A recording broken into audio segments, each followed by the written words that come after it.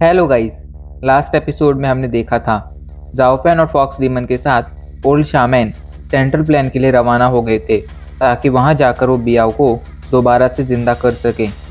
अब आगे जाओफैन, ओल्ड शामैन और फॉक्स डीमन तीनों तेजी से सेंट्रल प्लान की तरफ बढ़ रहे थे, लेकिन अभी उन लोगों को वहां पहुंचने में समय लगने वाला था क्योंकि सेंट्रल प्लान और साउथर्न रीजन की दूरी काफ़ी ज़्यादा थी।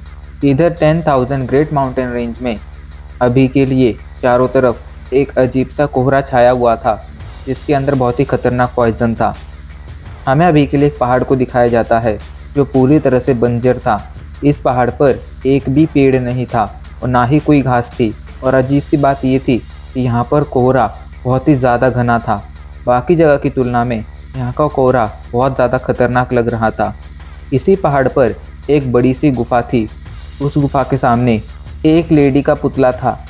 उस पुतले की नज़रें अभी के लिए गुफा पर ही टिकी हुई थी। वो था तो पुतला, लेकिन देखने में बिल्कुल रियल लग रहा था। देखने में ऐसा लग रहा था कि सच में कोई लेडी, कोई लड़की वहाँ पर खड़ी है जो लगातार गुफा को घूरे जा रही है।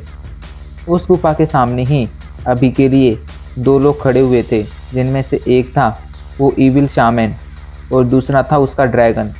वो दोनों अभी के लिए उस लेडी के पुतले से काफ़ी ज़्यादा दूर खड़े थे। दोनों में से किसी की भी लेडी के पुतले के पास जाने की हिम्मत नहीं हो रही थी।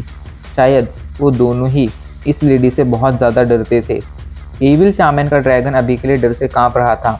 उससे और कंट्रोल नहीं होता है और वो ड्रैगन वहाँ से जल्दी से भाग जाता है, लेकिन एविल शामैन अभी के लिए वहीं पर खड़ा था। वहीं हमें जिन को दिखाया जाता है जो एक छोटी सी पहाड़ी पर खड़ी थी और वो वहाँ से ही इविल शामैन को देख रही थी। हाँ, खाई में कूदने के बाद जिन वहाँ से भागी नहीं थी, बल्कि थोड़ा रेस्ट करने के बाद और अपनी पावर रिकवर करने के बाद जिन ने दोबारा से इस इविल शामैन का पीछा करना शुरू कर दिया था। जिन पिछले 4 घंटों से यहीं पर खड़ी थी और इस इविल शामैन को देख रही थी। वो इविल शामैन भी पिछले 4 घंटों से अपनी जगह से हिला नहीं था। वो भी सिर्फ उस लेडी के पुतले को घूरे जा रहा था। जिन मन ही मन कहती है, ये आदमी देखने में तो विच क्लैन का लगता है। इसके शरीर पर जो टैटू है वो देखने में बिल्कुल विच क्लैन के लोगों जैसा है, लेकिन ऐसा कैसे हो सकता है? विच क्लैन के लोग तो बहुत पहले ही मारे जा चुके थे। उनका क्लैन तो बहुत पहले ही गायब हो गया था।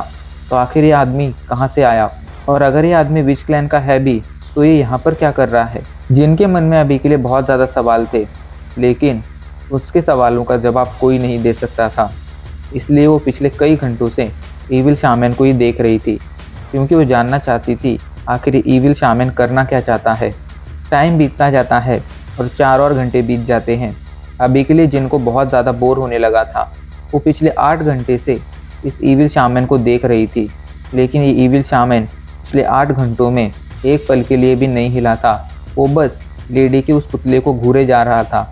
जिनको अब बोर होने लगा था, वो अपनी आंखें बंद कर कर उसी चट्टान पर, उसी पहाड़ी पर सोने ही वाली थी, लेकिन तभी अचानक से वो इविल शामैन अपनी जगह से हिलता है, जैसे कि उसने कोई डिसीजन ले लिया हो, और वो तेज़ी से उस गुफा के अंदर घुस जाता है। अगर इसे गुफा के अंदर जाना ही था तो ये पिछले 8 घंटे से गुफा के बाहर खड़ा होकर क्या कर रहा था?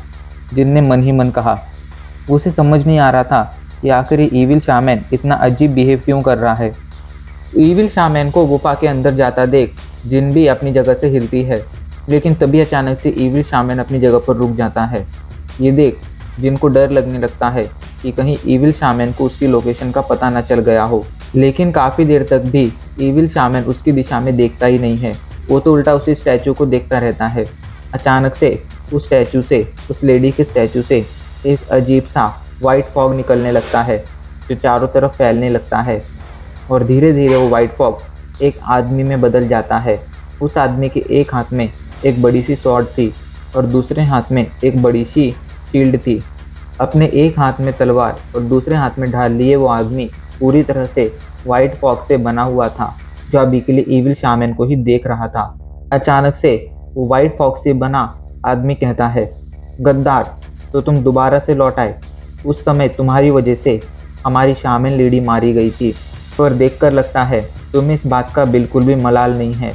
उल्टा तुम हमारे शामैन लेडी के, हमारे शामैन क्लैन के खिलाफ ही काम कर रहे हो। ये सुनकर वो इविल शामैन वहीं पर रुक जाता है और अपनी नज़रें झुकाकर उस आदमी को देखने लगता है। इधर जिन व्हाइट फॉक्स से बने उस आदमी को देखकर पूरी तरह से चौंक जाती है और चौंक कर कहती है, फियर स्पिरिट? ऐसा कैसे हो सकता है? यहाँ पर कोई फियर स्पिरिट कैसे मौजूद हो सकती है? फियर स्पिरिट उन स्पिरिट को कहा जाता था जो मरने के बाद भी इस दुनिया को कभी नहीं छोड़ती थी, क्योंकि मरने के बाद भी वो किसी खास चीज़ की रक्षा किया करती थी।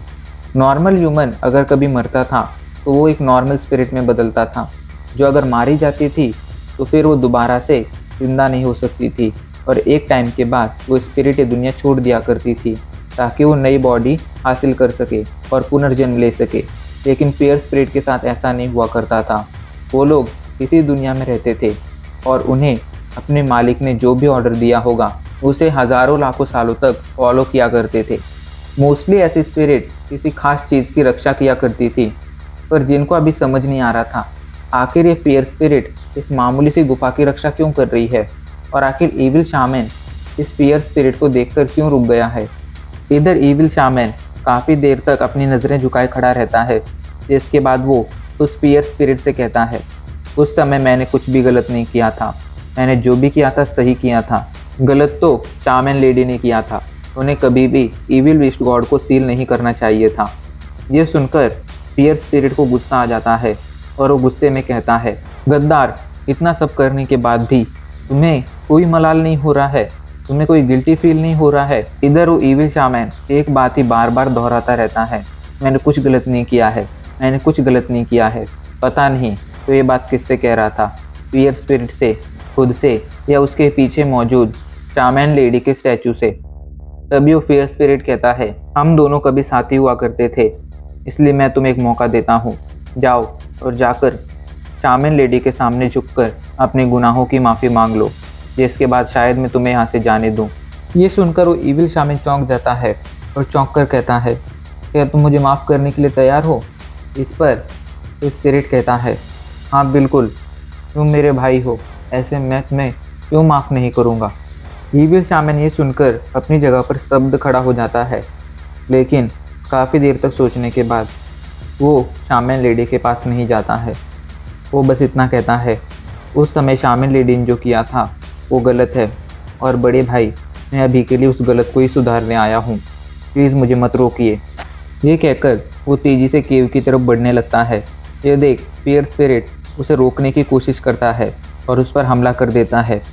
हमले की वजह से चारों तरफ धूल छा जाती है और जब वो धूल गायब होती है तब हमें दिखाई पड़ता है इविल शामन अपनी जगह से गायब हो गया है और वो आसपास कहीं नहीं दिख रहा है। फियर स्पिरिट जल्दी से शामन लेडी की स्टैचू के सामने झुककर कहता है, लेडी मुझे माफ़ कर दीजिए, मैं उसे रोक नहीं पाया। आपने जो मेहनत की थी वो बहुत जल्द बर्बाद होने वाली है और इसका ज़िम्मेदार मैं हूँ, इसलिए मुझे माफ़ कर दीजिए। इधर हमें इविल शामन को दिखाया जाता है जो अभी के लिए गुफा के अंदर आ चुका था। गुफा में चारों तरफ अंधेरा छाया हुआ था। इविल शामन कहता है, बड़े भाई, मैं ये सब नहीं करना चाहता था, लेकिन अब मैं इसमें बहुत ज़्यादा दूर आ चुका हूँ और अब मैं वापस नहीं लौट सकता हूँ। मैंने जो काम लिया था अब मुझे वो कंप्लीट करना ही होगा। ये कहकर इविल शामन उस गुफा में आगे बढ़ने लगता है। इधर हमें सेंट्रल प्लेन के मैजेस्टिक फॉक्स माउंटेन को दिखाया जाता है। मैजेस्टिक फॉक्स माउंटेन में होस्ट किंग सेक्ट का हेडक्वार्टर था। हमें हेडक्वार्टर को दिखाया जाता है। हेडक्वार्टर के एरिया में एक बड़ा सा एक प्लेटफॉर्म था और उसी प्लेटफॉर्म के नीचे एक बहुत बड़ा ब्लड पूल था जो पूरी तरह से खून से बना हुआ था। उसके अंदर अभी के लिए 2 मैजिकल बीस्ट मौजूद थे जो देखने में काफ़ी ज़्यादा कमज़ोर लग रहे थे, लेकिन दोनों को देखकर ये कहा जा सकता था कि ये दोनों magical beast ancient magical beast हैं जो आज के ज़माने में बहुत कम पाए जाते हैं और इनका मिलना बहुत ज़्यादा मुश्किल है। प्लेटफॉर्म पर अभी के लिए होस्ट किंग खड़े हुए थे जो अभी के लिए ब्लड पूल को ही देख रहे थे।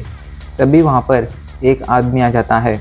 ये आदमी देखने में बिल्कुल इविल शामन जैसा लग रहा था, बस इसकी उम्र इविल शामन से कई गुना ज़्यादा थी। होस्ट किंग कहते हैं, काम कैसा चल रहा है? इस पर वो आदमी कहता है, काम बहुत ही तेज़ी से चल रहा है। द 4 ब्लड फॉर्मेशन का काम लगभग आधा कंप्लीट हो जाएगा, उसके बाद आधा ही काम रह जाएगा।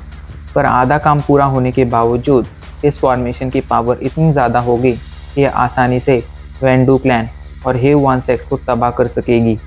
इस पर गोस्ट किंग कहते हैं, वेंडू क्लैन और हे वन सेक्ट हमारे लिए इतने ज़्यादा इम्पोर्टेंट नहीं है, उन्हें हम जब चाहे तब खत्म कर सकते हैं। हमारा मेन फोकस ट्विंगवान सेक्ट की रियान स्वॉर्ड फॉर्मेशन पे है। अगर हम एक बार स्वॉर्ड फॉर्मेशन से ज़्यादा पावरफुल फॉर्मेशन बनाने में कामयाब रहे तो हम आसानी से ट्विंगवान सेक्ट को तबाह कर सकेंगे। अभी के लिए हमें 2 और मैजिकल बीस्ट ढूंढने हैं। मैं इसी मिशन पर जा रहा हूँ।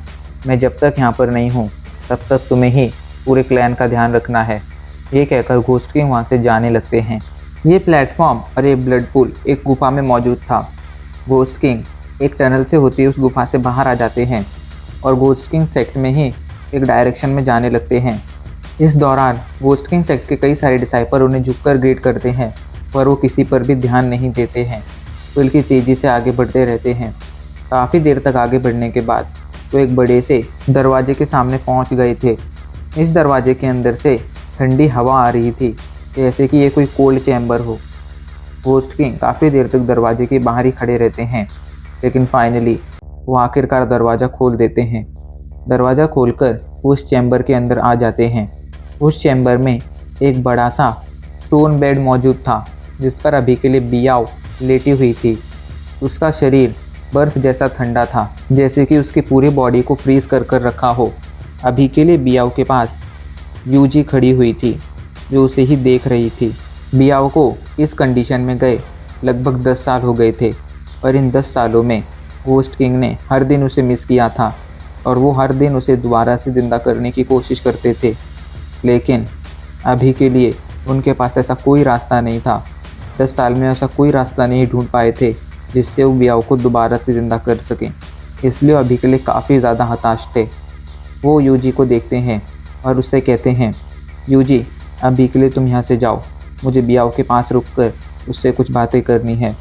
और यहीं पर हमारा ये एपिसोड ख़त्म हो जाता है।